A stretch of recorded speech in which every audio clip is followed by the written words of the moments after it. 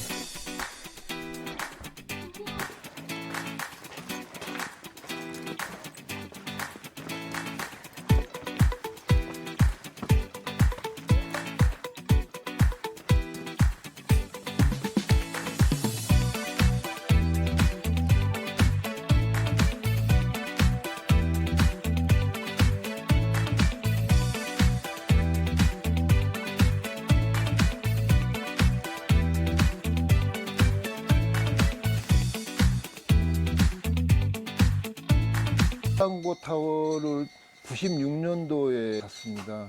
그때 당시 트랑고 타워는 고산 거벽 등반의 어떤 상징이었고, 세계 인류 등산가들만이 할 수 있다라고 그렇게 이제 알려져 있는 대상지였거든요. 그래서 왜 우리는 나는 못할까 한번 해보고 싶다 이제 그런 생각이 좀 들었고요. 그래서 후배들과 함께 한번 가보자 하고 그렇게 꾸리게 됐습니다. 그래서 트랑고 타워 거벽의 등반을 위해서 이제 그 전에 95년도에 요세미테를 먼저 한번 다녀왔습니다. 일단 목표를 정하고 막연하게 처음에 목표만 이제 가지고 있었습니다. 그런 걸 하고 싶다, 해야지 하면서 국내에서 월출산에서 암벽 등반 하고 나름대로 이제 굉장히 계속 연장 등반도 하고 했거든요. 1년 전에 요세미테를 가서 노즈 코스하고 살라티올 코스 두 코스를 했습니다. 하고 나니까 비로소 비골 등반이 이런 거구나 그거 느꼈고 실제 등반하면서 많이 배웠습니다. 내가 어디까지 할 수 있겠구나. 그 전에는 막연했지만은 이제 구체적으로 제가 할 수 있는 어떤 그런 범위라 그럴까요? 이제 그런 게 이제 마음속에 좀 확고하게 좀 들어왔고요. 그래서 트랑고 타워를 좀 더 구체적으로 준비하게 됐습니다. 저는 산을 굉장히 재밌게 다녀야 된다라고 생각하고 후배들하고도 그렇게 항상 웃으면서 가능하면 분위기 좋게 그렇게 다녔는데요. 그렇게 다녔던 후배들이 정말로 그때는 돈이 없으니까요. 지금도 돈이 없지만 그때는 더 많이 없었거든요. 장비를 살 수가 없어서 고정 로프로 쓰려고 지금은 진짜 말도 안 되는 거지만 폐자를 모았습니다. 학교에서 쓰던 폐자들을. 그래서 각 학교로 다 얘기를 해서 폐자가 있으면 좀 보내주라 해서 택배로 보내는데 소포로 그 안에 어떤 후배는 꽃을 담아서 보낸 후배도 있었고요. 그래서 그런 폐자들을 연결해서 매듭을 하고 해서 저희들이 트랑고 타워를 그래서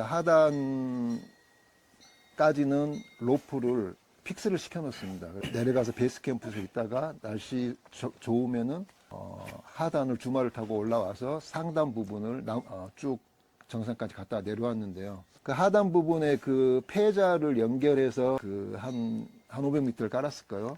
중간중간에 매듭들이 많았습니다. 그래서 그 무거운 홀딩색하고 짐들을 주마로 올라갈 때에도 그 매듭 부분을 통과하면서 힘들게 올라갔고, 이제 등반이 다 끝난 다음에 철수할 때에도 하강을 하는데 100kg가 넘는 그런 짐들을 달고 매듭을 통과하면서 그렇게 내려오고, 지금 생각하면은 너무나 위험하고 뭣도 모르고 그런 것들이었는데 운이 좋아서 잘 성공해서 내려온 것 같습니다. 트랑고 타워를 다녀오고 나니까 이제 비골에 대한 어떤 좀 자신감이 생겼습니다. 그래서 또 더 어려운 것이 뭐가 있나 보니까는 세레토레가 또 그렇게 유명하더라고요. 벽의 길이도 길지만 날씨가 나쁜 것으로 굉장히 유명하거든요. 그래서 그것도 또 뭣도 모르고 세레토레는 단독 등반을 한번 하자. 트랑고 타워를 다녀오고 나서 단독 등반이 가장 어떤 어려운 등반의 끝이 아니냐. 그래서 그것까지 한번 해보자. 그때 제가 이제 등반에 대한 이해도가 떨어졌었던 거죠. 그때 당시도. 지금은 이제 그때는 왜 그게 안 됐고에 대해서 다 이해를 하고 하지만은 그때 세레토레 같은 경우는 자일이 있는 단독 등반은 할 수가 없는 그런 대상지였거든요. 그냥 프리솔로로 뭐 딤포터나 이런 사람들처럼 자일 없이 얼른 올라갔다 내려와야지 되는 산이었는데 저는 이제 자일을 사용한 단독 등반을 했기 때문에 시간이 너무 많이 걸려서 할 수가 없었습니다. 그때 당시 장비들을 막 주렁주렁 가지고 하려고 하니까 그게 안 됐던 것 같고요. 어쨌든 세레토레에서 등반을 하면서 살아 돌아온 것이 굉장히 이제 운이 좋았다라고 할 수 있습니다. 날씨가 너무 나쁘니까요. 거기서 최악의 저는 살면서 산에 다니면서 경험할 수 있는 그 악천후 날씨의 최고를 제가 경험했던 것 같아요. 날씨가 거기는 정말 운이 좋은 24시간 좋은 날이 없거든요. 한 4시간 좋았다가 다시 또 폭풍우 몰아치고 뭐 8. 그래서 그 잠깐 날씨 좋은 동안에 베이스 캠프에 있다가 그 벽 밑에까지 뛰어가서 등반을 시작을 해야 되는데 그 많은 장비를 지고 제가 벽 밑에까지 뛰어가서 그 다음에 5.6, 7, 8 정도의 그 암벽을 한 500m 정도를 또 올라가야 됩니다. 근데 그냥 빈몸으로 가면 굉장히 쉽게 빨리 올라갈 수 있겠는데 로프를 2동에다가 뭐 마쿠랜드 너트 온갖 장비들을 다 지고 가니까 짐이 무거우니까 거기까지 가는데도 굉장히 위험했거든요.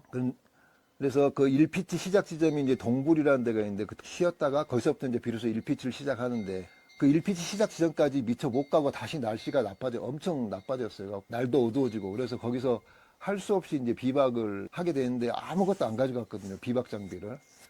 그래서 그 테라스 턱에서 앉아서 자위를 깔고 배낭에 다리를 놓고 이제 하룻밤을 새는데 만약에 날씨가 계속 며칠 동안 안 좋아졌으면은 거기서 아마 또 죽었을 거예요. 근데 그 다음날 다행히 또 잠깐 몇 시간 또 날씨가 또 좋아졌습니다. 그래서 좋아진 그 시간대에 그 1PT 시작 지점까지 올라가서 거기까지 가야 하강 루트를 타고 또 하강도 할 수가 있거든요. 제가 올라온 길로는 다시 하강이 안 되니까 철수하는 할 수 있는 그 지점까지 가서 이제 하강을 이제 쭉쭉쭉 또 500m 하고 내려와야 되는데 그 하강할 때 다시 날씨가 나빠졌는데요. 그 어마어마한 바람이 하강을 하려고 자위를 내리면은 자위이 다시 바람 때문에 하늘로 이렇게 휙 코브라 그것처럼 솟아 올라가는 겁니다. 그래서 이게 하강이 과연 될까? 그래서 로프를 타고 하강을 하면 몸이 뭐 이렇게 붕 뜰 정도로 그래서 이제 그런 나쁜 날씨를 경험하고 해서 운이 너무 좋았는지 다 어떻게 극복하고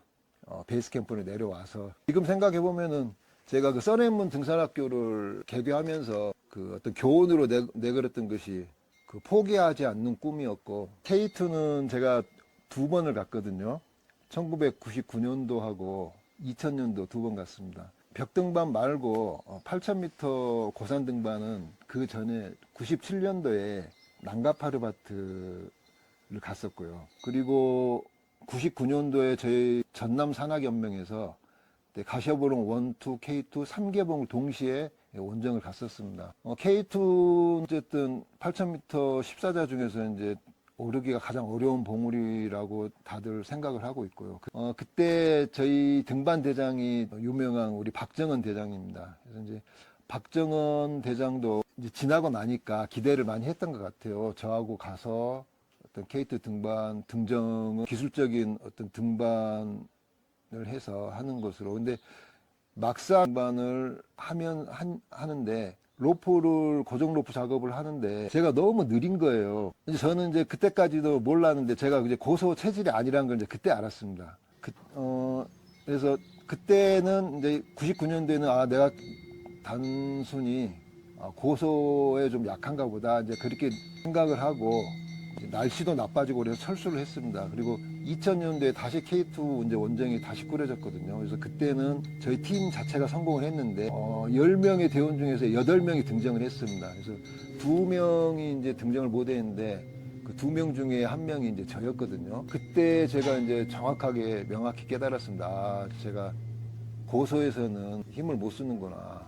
특히 7,600m 이상 올라가면은 7,600m가 한계더라고요. 7,600m까지는 어떻게 해서 가는데 그 이상 넘어서부터는 몸의 그 무기력감이 도저히 제가 저 자신을 컨트롤 할 수 없는 상태가 되더라고요.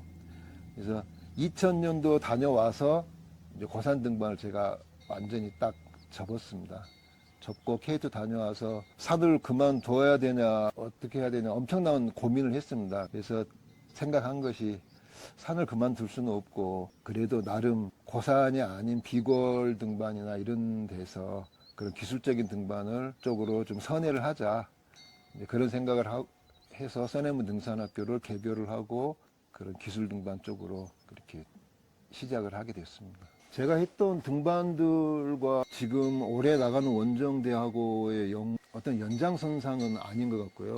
제가 했던 등반들은 그때 당시에 그 나름의 등반이었고 지금은 굉장히 한 20년 이상 시간이 흐르면서 알피니즘에 대한 세상이 변했거든요. 당장 히말라야 등반을 간다 그러면은 지금은 뭐 상업 등반대는 물론이고 현지 대행사들이 거의 모든 걸 다 해주기 때문에요. 원정 대원들이 준비할 것이 없습니다. 전에는 저희들이 원정을 가면은 뭐 화물 통감부터 뭐 행정, 뭐 포터 고용해서 임금 주는 것까지 모두가 다 대원들이 해야 돼서 대원들의 직책을 뭐 수송, 식량, 장비 필요했는데 지금은 그런 것들이 다 필요가 없거든요. 오로지 한 명 원정 대장이 현지 대행사하고 뭐 일정이라든가 코스, 금액 조율하고 뭐 그런 원정 대장의 몫이 더 커지고요. 대원들과 나눈다는 것이 오히려 좀 더 비효율적이기 때문에 그런 방식이 된 것 같습니다. 그래서 이번에 저희 원정 가는 목적은 또 후배 산악인들 양성이 가장 큰 목적이고요. 그리고 저희 지역에서 김홍빈 대장님이 장애인 산악인으로서 이루었던 어떤 그런 김홍빈 정신을 좀 계승하고 그리고 후배 산악인 양성이라는 게 알피니즘을 잇는다라는 것과 같은 말이기 때문에 알피니즘을 잇기 위한 그런 목적이 있습니다. 그래서 제 과거에 했던 등반과 이번 원정은 전혀 별개의 목적과 또 방법이고요. 그래서 과거에 지금 세인봉이나 월출산이나 암벽 등반들을 청소를 하고 훈련을요. 원로 산악인 선배님을 만나서 선배님들의 말씀을 듣고 하는 게 훈련의 한 부분들입니다. 그렇게 해서 알피니즘을 입고 그 다음에 다녀와서 저희들이 현장에서도 그런 봉사활동을 일정으로 넣었거든요.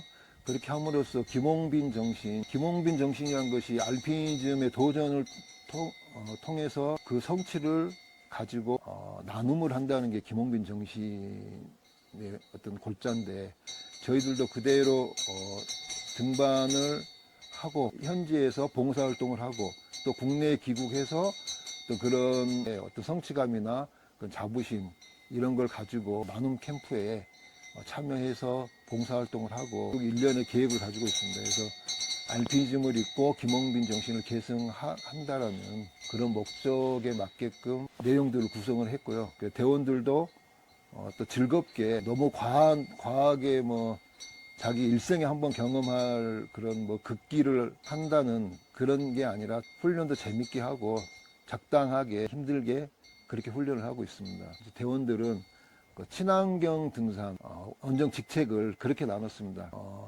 생활 입문 현지 그다음에 뭐 원정에 도움이 될 만한 그런 의미 있는 활동들을 하는 그 분야로 나눠서 그 직책들을 그렇게 나눴습니다. 산악인들을 부르는 그 명칭, 호칭이 여러 가지입니다. 클라이머 등등, 뭐 거벽 등반가. 본인은 어떤 명칭으로 불려지기를 원하나요? 가장 뭐 일반적인 말이 산악인 아니겠습니까? 그리고 다 같은 뜻을 담은 것 같은데 그때그때 서로 누구한테 얘기하느냐에 따라서 달라지는 것 같습니다. 그리고 이제 저 자신의 어떤 산에서의 불려지고 싶은 호칭이 있다라고 하면은 지금은 기록 노동자가 되고 싶습니다. 제가 나이가 이제 들어가면서 저 자신만이 대단한 게 아니라 예전 선배님들이 하셨던 등반들이 너무 대단했던 것 같아요. 제가 흉내를 낼 수 없을 정도로 체력적인 면, 뭐 어떤 학부적인 면, 모든 면에서 월등히 더욱더 열심히 하셨던 분들이신데 시대가 어떤 원정 등반, 고산 등반 늘 하는 그걸로 이제 판단을 한다 그러면 그 모델에서 드러나지 않았을 뿐이지 너무 이제 대단하셨던 선배님들의 활동들이 있었다는 것을 제가 알고 근데 그것들을 누군가 얘기해 주지 않으면 후배들은 저도 겨우 알았는데 우리 후배들은 전혀 모를 것이거든요. 근데 그것들이 그냥 그대로 묻히고 넘어간다라고 생각을 하니까 그래서는 안 되겠다라고 생각했습니다. 더군다나 후배들이 이제 점점 줄어드는 어떤 침체 상황에서 앞으로 나중에 다시 알피니즘이 부활한다라고 믿고 미래 세대 우리 후배들이 우리 선배들이 뭘 했는지 알려면은 그거는 결국 기록밖에 없다라고 생각을 하거든요. 그래서 그 기록이 지금 제가 해야 될 일이 아닌가 그렇게 생각을 하고요. 그거를 그게 제 사명 앞으로 남은 저의 의무이고 저의 책임감이라고 생각을 합니다. 그래서 요즘에는 어떤 행위적인 등반보다는 기록하는 쪽이 더 관심을 가지고 있고요. 그래서 어떤 기록 노동자라고 불려지는 게 저는 불려지고 싶습니다.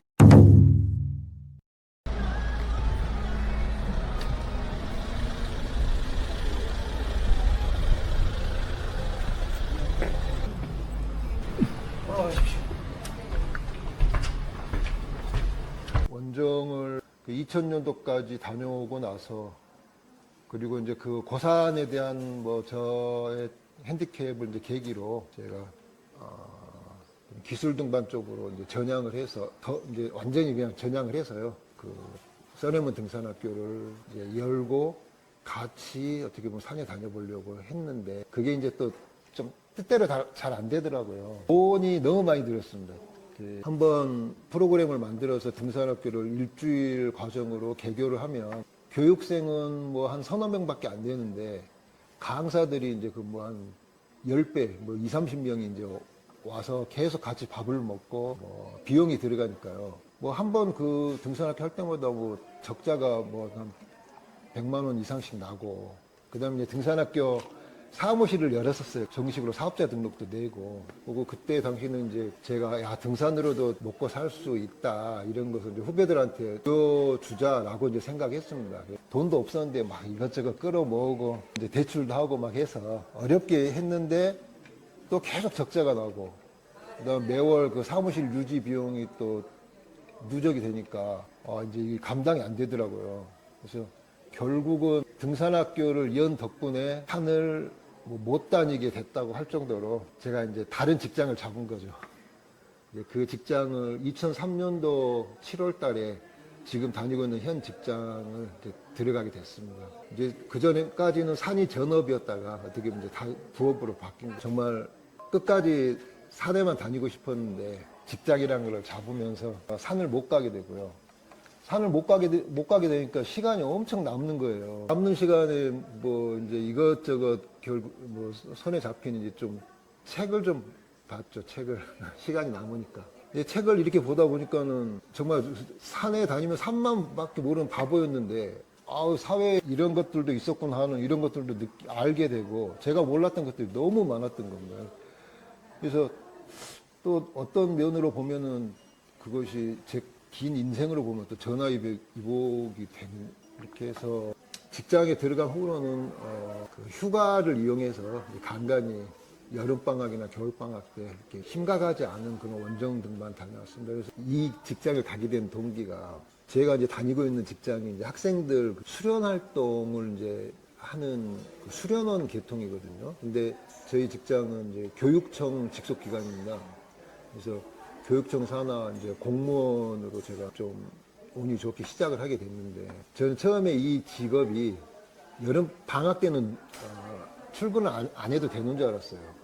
그래서 여름 방학, 겨울 방학 때 쉴 때 교사처럼 산에 가면 되는 줄 알고 직장에 이제 다니게 됐는데 출근을 하다 보니까는 그게 아니란 걸 이제 나중에 알았어요. 그래서 처음에 한 5년 동안은 계속 이거를 다녀야 되나 그만둬야 되나 계속 고민했습니다. 고민하다가 이제 5년 넘어가니까 그다음부터는 그만두면 이제 진짜 할 것도 없고 그나마 간간히 가던 산조차도 이제 못 갈 것 같고 그래서 이제 아예 그냥 직장인이 돼버렸죠.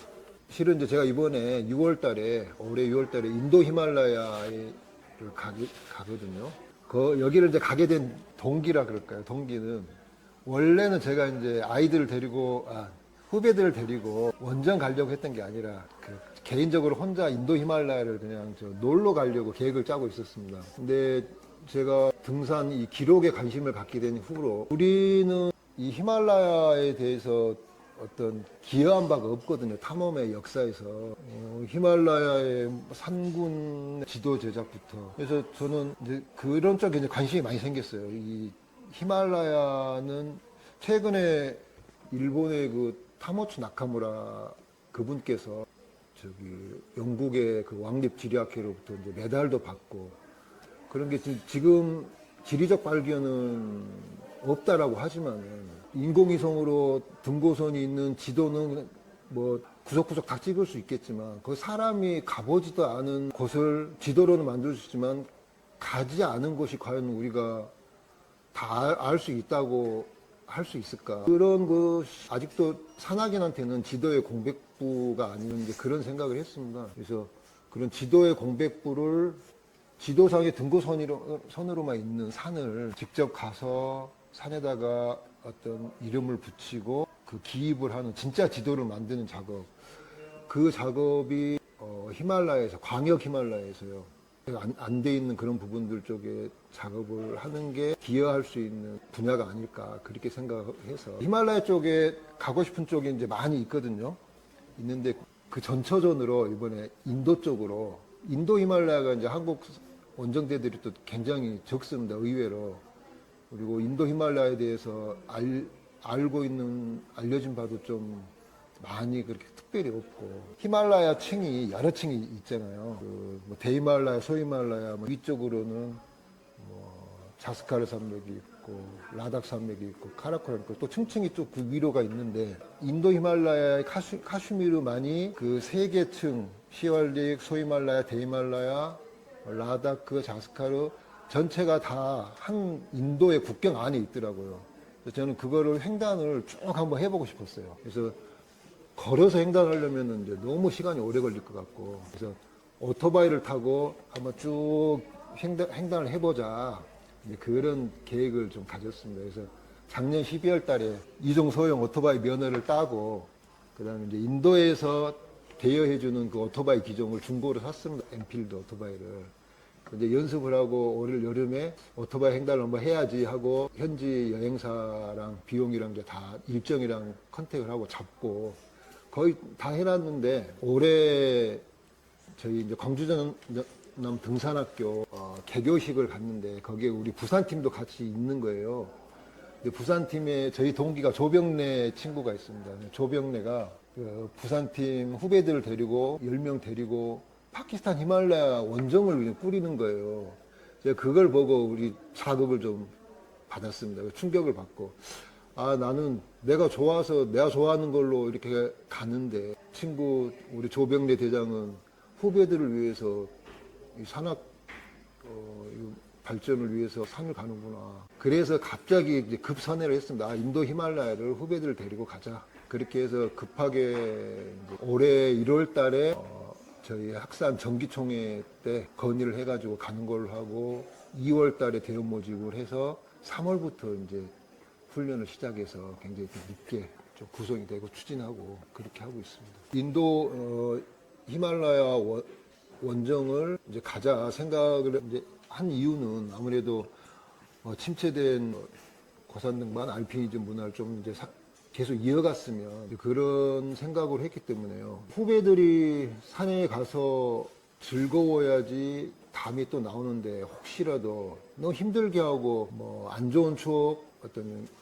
그런 부분이 이제 더 많이 가지게 되면은 다녀와서 그 보람이 없을 것 같더라고요. 그래서 재밌게 구성을 좀 해야 되겠다. 옛날처럼 원정대 히말라야 가니까는 훈련 정말 아주 진짜 뭐 죽기 살기로 하고 그렇게 힘들게 하는 것은 또 요즘 시대하고 맞는 것 같지도 않고요. 그래서 어떻게 하면 재밌게 할까 좀 생각을 해봤습니다. 인도 쪽 히말라야에서 제가 예전부터 가보고 싶었던 지역이 있었거든요. 그래서 그 지역은 기본으로 답사 트레킹으로 집어넣고요. 대히말라야가 이렇게 있으면은 키슈트와르라고요. 그 지역이거든요. 키슈트와르가 이제 벽등반으로 유명한 곳인데 그래서 거기를 답사하면서 적당한 5,000, 6,000m 봉우리가 있으면은 그냥 등반을 하고 처음엔 그렇게 올까 그 생각을 했어요. 근데 인도 히말라야가 뭐 요즘은 다 히말라야가 다 마찬가지지만 대상지를 미리 정해놓고 허가를 받고 입산료를 내고 정식으로 행정 정착을 해서 가야 되게 돼서 무작정 가서 거기서 내가 저기 올라가고 싶다 해서 올라가는 그런 게 아니더라고요. 그래서 저희들의 그 트레킹으로 횡단 열흘 동안 이제 데이말라를 쭉 해갖고 넘어가는 그 일정이거든요. 그랬을 때 이게 코스 넘어갔을 때 도착한 도시에서 저희들이 등반할 산까지 도시까지 또 이제 차를 타고 가야 되는데 그것이 이제 좀 밋밋하기도 하고 여기에 좀 뭔가 변화를 줄 수 있는 게 뭐가 없을까 보니까 히말라야에서 제가 오토바이를 타려고 했듯이 처음에는 오토바이 생각했었는데 자전거도 많이 타더라고요. 그래서 뭐 그런 저런 것들을 아이디어들을 좀 모아가지고 이렇게 좀 다양하게 일부러 짜자라는 생각을 가지고 처음부터 그렇게 짰습니다. 그렇게 하다 보니까는 데이말라야 키슈타르 지역 횡단 트레킹하고 MTB로 3일 동안 MTB를 하고 그 다음에 이제 D41 봉우리를 등반을 하고요. 그런 이제 일정이 나왔습니다. 근데 등반이 다 끝나면은 그 희망 나눔 활동이라고 해서요. 일부러 또 거기까지 좀 섭외를 했습니다. 그 현지 NGO 단체인 카시미르 넥스트 파운데이션 그 단체하고 의뢰를 해서요. 이틀 동안 스리나가르 지역에서 그 현지 뭐 병원 가서 봉사활동도 하고 현지인들과 함께 이틀 동안 하는 거기까지 이제 코스 계획을 그렇게 짰습니다. 이렇게 해서 저희 대원들한테 바라는 점은 이제 다녀와서요.